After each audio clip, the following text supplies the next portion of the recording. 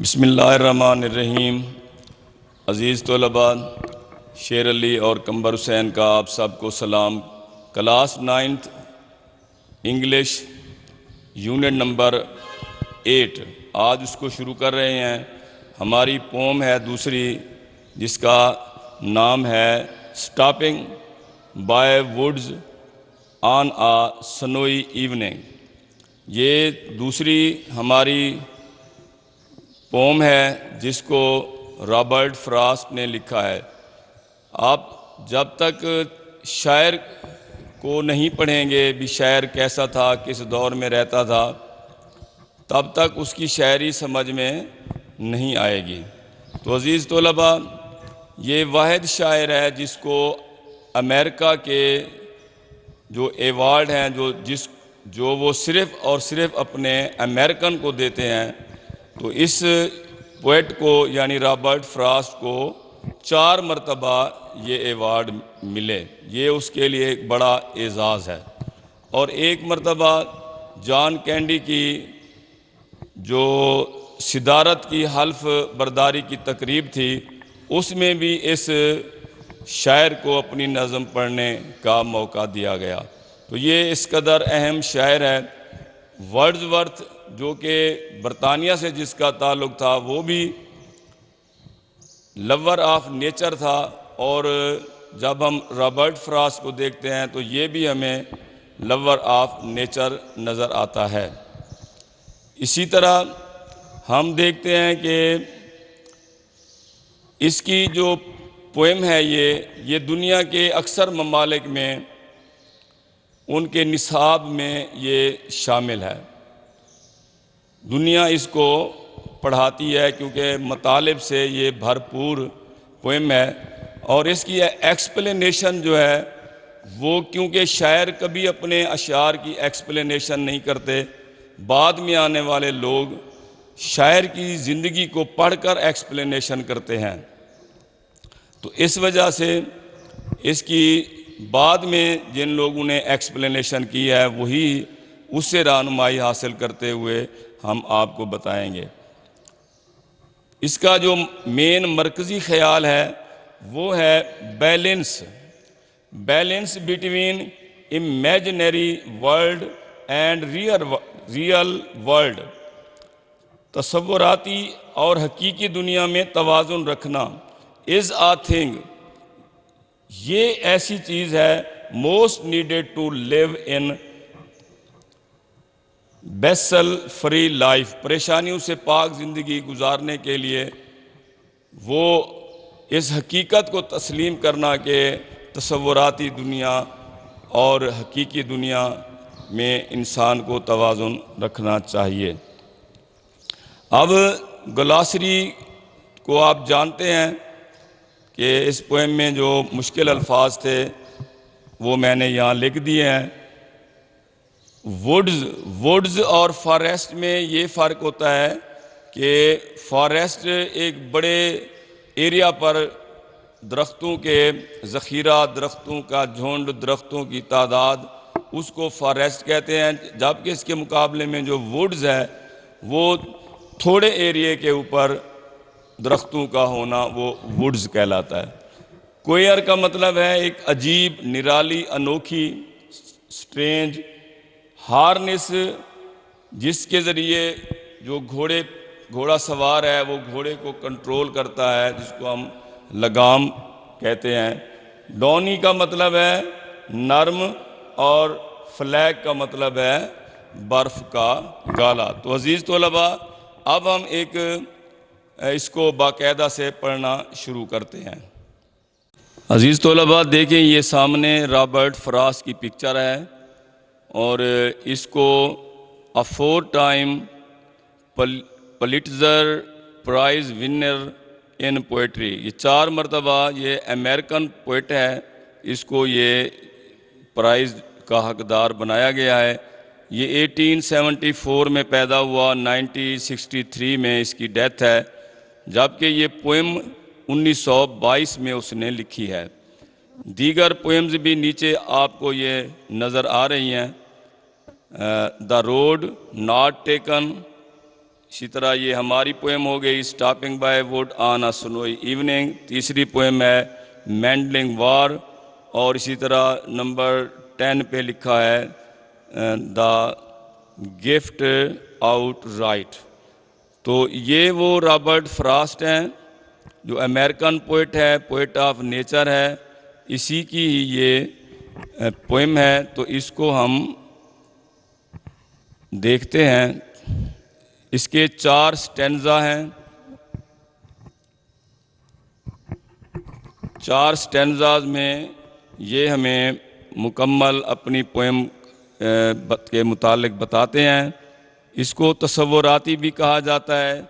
عزیز طلباء، اس کے اندر کچھ چھپے ہوئے میننگ بھی ہوتے ہیں جن کے متعلق خود شاعر ہی سمجھ سکتا ہے کہ اس کے میننگ جو چھپے ہوئے ہیں وہ کون سے ہیں. تو بعد میں آنے والے اساتذہ ہی گیس کرتے ہیں کہ اس پویم کے پیچھے، ان لفظوں کے پیچھے اس کے کیا میننگ ہیں. اس کے اندر ہمیں بتایا جائے گا کہ بھئی یہ جو ووڈز ہے، یہ دیکھیں آپ کے سامنے، یہ 4 سٹینزا والی پویم ہے. اس کی جو ریمنگ سکیم ہے وہ ہے اے بی اے بی اے. آپ دیکھیں نو، دو، سنو، یہ ایک طرح سے ملے ہوئے ہیں، یعنی کہ پہلی لائن، دوسری لائن اور تیسری لائن. دوسری لائن مختلف ہے تو اس کی ریمنگ سکیم بنے گی. اب آتے ہیں، یہ پہلا سٹینزا دیکھیں. Whose woods these are I think I know. Poet کہہ رہا ہے کہ یہ جنگل جس کا ہے میرا خیال ہے، یعنی میرا تصور ہے. اس سے پتہ چلتا ہے یہ تصوراتی ہے.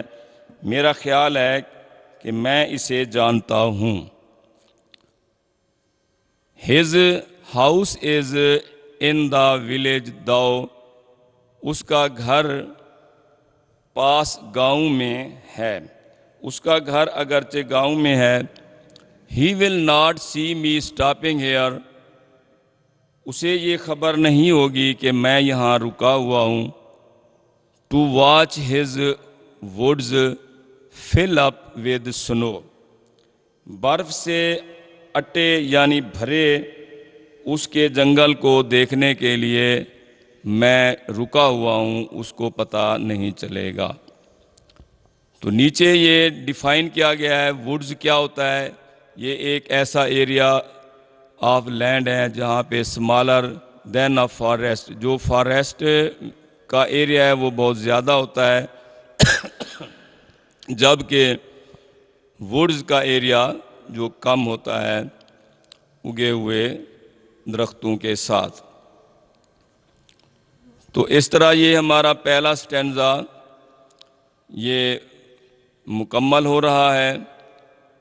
اور اس میں یہ جو سنو ہے، کچھ لوگوں کا خیال ہے کہ یہ سنو یہ موت کی طرف بھی اشارہ کر رہی ہے کہ آسمان سے فرشتے نازل ہوتے ہیں اور لوگوں کا روح قبض کرتے ہیں، اور ایک دن آئے گا یہ ساری دنیا ختم ہو جائے گی. Stanza number 2. My little horse must think it queer. میرا چھوٹا سا گھوڑا یہ لازمی سوچتا ہے کہ یہ کیا عجیب بات ہے. To stop without a farmhouse near. کہ میرا مالک کہاں رک گیا ہے جبکہ یہاں کوئی قریب گھر بھی نہیں ہے. Between the woods and frozen lake. یہ جنگلوں یعنی درختوں اور جمی ہوئی جھیل کے درمیان، جنگل اور منجمد جھیل کے بیچوں بیچ میرا مالک کیوں رک گیا ہے. تو سپیکر جو پوئٹ ہے وہ کہتا ہے کہ یہ بات میرا جو گھوڑا ہے وہ بھی ایک جانتا ہے. دا ڈارکیسٹ ایوننگ آف دا ایئر. تو یہ وہ لمحہ ہے، ایک تو شام کا لمحہ ہے جب روشنی ختم ہو رہی ہوتی ہے اور اندھیرا چھا رہا ہوتا ہے، darkest evening of the year, یہ 22 دسمبر کی رات کو کہا جاتا ہے جب سردیاں شروع ہو رہی ہوتی ہیں، تو یہ سب سے زیادہ جو اندھیرے چھا جاتا ہے، تو یہ اس کی طرف شاعر اشارہ کر رہا ہے۔ تو اس طرح سے ہمیں بتایا جا رہا ہے کہ شاعر کتنی گہری سوچ میں یہ اپنے دل کی آواز، یہ تصوراتی آواز اس کو وہ لکھ رہا ہے۔ فارم ہاؤس کا یہ بھی مطلب ہے سویلائزیشن کی طرف وہ اشارہ کر رہا ہے۔ اس کا مطلب یہ بھی ہو سکتا ہے کہ آبادی، دنیا کی جو آبادی ہے اس کے متعلق بھی یہ بات ہو سکتی ہے۔ اسی طرح آپ آتے ہیں سٹینزا نمبر 3 پہ، ہی اشارہ کر رہا ہے ہارس کی طرف۔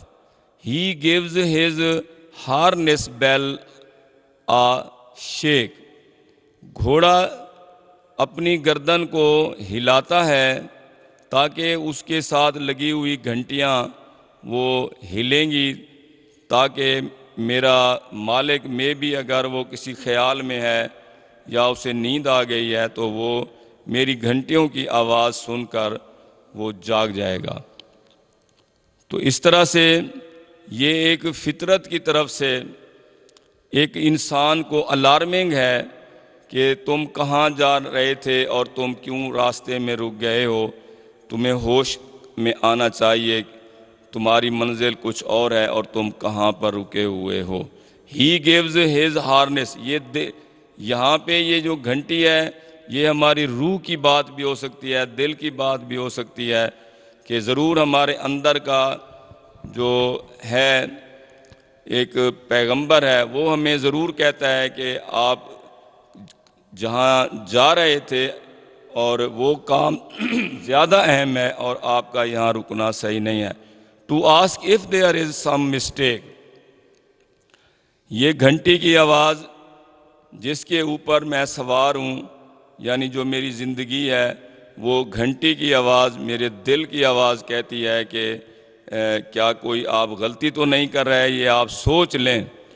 دا only other sound the sweep, جو دوسری آواز ہے وہ ہوا کی آواز ہے اور برف باری کی آواز ہے۔ Stanza number 4، the woods are lovely dark and deep, یہ جو جنگل ہے یہ بہت ہی پیارا ہے اور اس میں بہت زیادہ تاریکی ہے اور یہ بہت ڈیپ ہے، یعنی یہ رازوں سے یہ بھرا ہوا ہے۔ ڈیپ گہرائی ہے اس کے اندر کئی راز چھپے ہوئے ہیں۔ But I have promise to keep, تو عزیز طلباء جیسے شروع میں بتایا کہ یہ شاعر جو ہے فطرت سے بہت پیار کرتا ہے اور یہ ایٹماسفیئر جو ہے، یہ انوائرمنٹ جو ہے یہ اس کو بہت پسند ہے، اس وجہ سے وہ رک گیا ہے۔ لیکن پھر اندر کی آواز اس کو آتی ہے، جگاتی ہے اور پھر وہ اپنے آپ سے کہتا ہے but I have promise to keep, لیکن میرے کچھ وعدے ہیں، میرے کچھ اہداف ہیں، and miles to go before I sleep, تو مجھے آرام کرنے سے پہلے کافی سفر کرنا ہے، and miles to go before I sleep. یہ سلیپ جو ہے یہ موت کی طرف بھی کچھ لوگوں نے کہا ہے کہ اس کی طرف بھی یہ اشارہ اس کا جا رہا ہے کہ مجھے اس دنیا سے جانے سے پہلے جو میرے ذمہ کام ہے، جو فطرت نے میرے ذمہ کام لگائے ہیں، مجھے وہ کام کرنے چاہیے۔ تو ایک طالب علم جو اس کا ہدف ہے اس کو سوچنا چاہیے، اپنے ہدف کی طرف جائے۔ اگر کوئی ایسا خوبصورت ماحول اس کو راستے میں روک لیتا ہے تو اندر کی آواز کو وہ سنے، تو اندر کی آواز اس کو کہہ رہی ہوتی ہے کہ آپ نے اپنا ہدف پورا کرنا ہے، اپنے ہدف کو نہیں چھوڑنا، اگرچہ یہ جگہ تمہیں پسند ہے لیکن بڑے مقصد کے لیے یہ ماحول، یہ جگہ، یہ تقریب یہ آپ کو چھوڑنی ہے۔ یہ تو رابرٹ فراست بھی اسی طرح کرتا ہے کہ وہ اس کو چھوڑ دیتا ہے آخر کار۔ تو our speaker finally admit to liking the woods. وہ تصور وہ مانتا ہے کہ مجھے یہ ماحول پسند ہے، لیکن and miles to go before I sleep. آرام کرنے سے پہلے یہاں یہ جگہ میں آرام نہ کروں، یہ میرے آرام کی جگہ نہیں ہے، کیونکہ مجھے آگے میرا ہدف بہت آگے ہے، تو آگے منزل پر پہنچ کر ہی میں لمبی جو ہے نا وہ نیند کروں گا۔ تو یہ باقی حصہ جو ہے کوئسچن کا، یہ ہم پھر انشاءاللہ تعالیٰ کل آپ کو پڑھائیں گے، تو امید ہے آپ خود بھی اس کو پڑھ کر آئیں گے۔ السلام علیکم ورحمۃ اللہ وبرکاتہ۔ عزیز طلباء، یہ میں نے آپ کو پوم جو ہے نا یہ پڑھائی ہے اپنے انداز سے۔ اب میں ایک انگلش جو جاننے والا نیٹیو سپیکر ہے، تو اس کے ذریعے بھی میں آپ کو سنواتا ہوں تاکہ وہ کس طرح اس کو پڑھتے ہیں۔ اب آپ نے اس کو ذرا دیکھیں کہ انگریز خود اس کو کس طریقے سے پڑھ رہا ہے۔ Stopping by woods on a snowy evening. Whose woods these are, I think I know. His house is in the village, though. He will not see me stopping here to watch his woods fill up with snow. My little horse must think it queer to stop without a farmhouse near.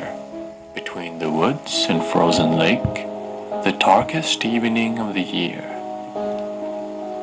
He gives his harness bells a shake to ask if there is some mistake. The only other sound's the sweep of easy wind and downy flake. The woods are lovely, dark and deep, but I have promises to keep, and miles to go before I sleep, and miles to go before I sleep. ٹھیک ہے، آپ اس کو خود آپ نے پڑھنا ہے۔ کل پھر انشاءاللہ تعالیٰ ہم ایک مووی کی مدد سے اس کو پڑھائیں گے۔ السلام علیکم۔